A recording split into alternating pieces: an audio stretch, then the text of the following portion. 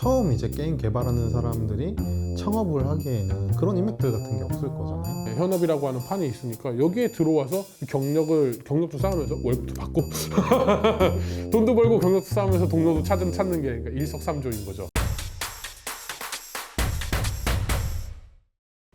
안녕하세요 플레이어 여러분, 서혁준입니다. 게임업계 현업자분들과 함께 게임 개발자 취업 트렌드부터 미래까지 다양한 얘기를 나눠볼 팟캐스트에 여러분들을 초대합니다. 오늘은 세 번째 시간으로 임성균 대표님 모셨는데요. 반갑습니다. 네, 안녕하세요. 이번 시간에는 좀 어떤 얘기들을 좀 나눠보려고 하냐면 게임에서 창업에 대한 얘기들을 좀 나눠보려고 합니다. 창업. 네. 쉽지 않다. 네, 그래서 저희 많은 플레이어 분들이 또 게임 회사를 좀 만들어 보고 싶다, 내가 원하는 게임을 한번 만들어 보고 싶다, 이런 얘기들 제가 생각들을 많이 할 거라고 생각하거든요.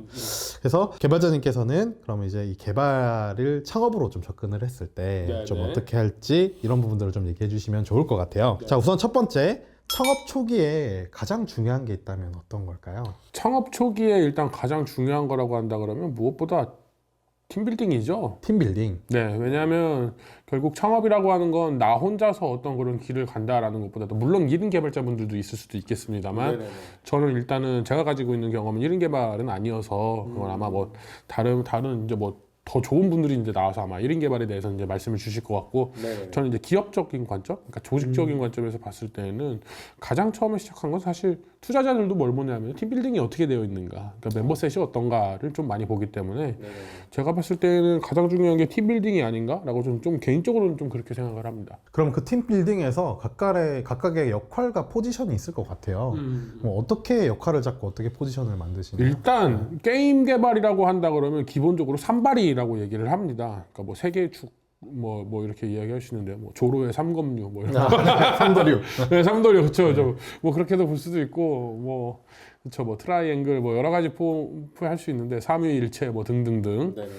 기획 아트 프로그램? 네네네. 네, 뭐 이렇게 이제 좀 나눠질 수 있는데요. 기획 같은 경우에서는 그쵸, 뭐 기획을 이제 담당할 수 있는 그런 멤버 있어야 되고, 아트도 이제 아트를 담당할 수 있는 멤버 있어야 되고, 프로그램 같은 경우도 프로그램을 이제 주도적으로 할 수 있는 멤버가 있어야 되고, 요 셋이 일단 가장 기본적으로 이제 어떤 그런 좀 창업에 좀 맞는 그런 좀 마인드셋을 가지고 있는 친구들, 네, 이렇게 가져서 좀 이제 같이 합심할 수 있는, 그러니까 좀 손발이 잘 맞는 동료들로 이렇게 시작을 해야 되는 게 제가 봤을 때는 초기 세팅 중에서 가장 기초 중에 기초가 아닌가라는 생각을 좀 합니다. 그러면 이 그 삼각 구조를 만들었을 때 실제 이제 좀 고려해야 될 사항들, 그러니까 각 포지션마다 고려해야 될 사항들도 있을 거고, 팀을 만들 때 또 고려해야 될 사항들이 또 있을 수 있잖아요. 그래서 역할적인 부분들을 제외하고 좀 팀빌딩을 만들기 위해서 저희가 좀 기초적으로 해야 될 것들, 어떤 것들이 있을까요?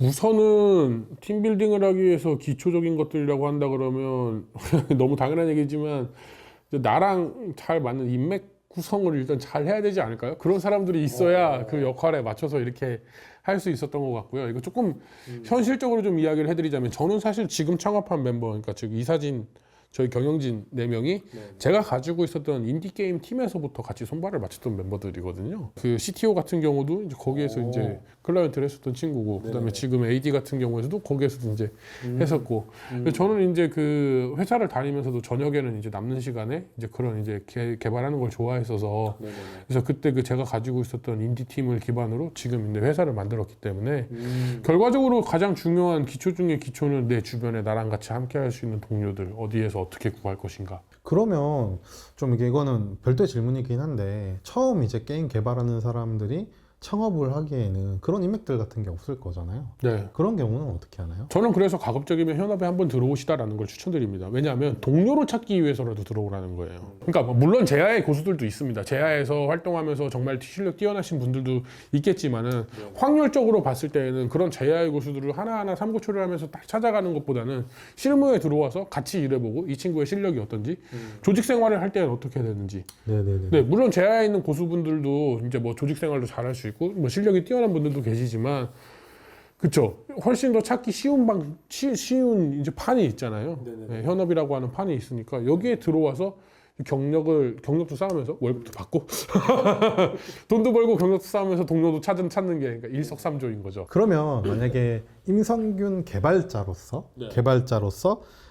초기 멤버를 세팅을 한다면 네. 어떻게 할 것 같으세요? 다시 돌아가서 초기 멤버를 세팅을 한다 그러면 전 지금과 동일하게 할 것 같긴 합니다. 지금 이제 같이 하셨던 분들. 네네네. 왜냐하면 여러 가지 이유가 있는데요. 일단 인디 팀에서 같이 손발을 맞춰봤다는 거, 각자의 성향을 안다는 거, 그다음에 조직이 아닐 때 이 사람들이 어떤 생각을 하고 있는지를 이제 이미 경험을 해봤잖아요. 검증이 된 과정이기 때문에 사실 그래서 제가 창업을 한 것도 있거든요. 믿을만하다라는 생각이 있어서. 네, 그래서 어쨌거나 지금 저는 이제 출시까지 왔던 상황이긴 하고, 네. 그래서 이런 부분들이 있기 때문에 저는 같은 선택을 할 것 같긴 합니다. 업무 포지션 역할들이 좀 궁금하거든요. 우선 개발본부마다 PD는 다 있을 거예요. 그 다음에 이제 디렉터, 개발 부서에서는 TD가 있어요. 그 다음에 AD가 있죠. 그냥 D가 붙어 있으면 이제 D의 의지구나, 방향의 의지야.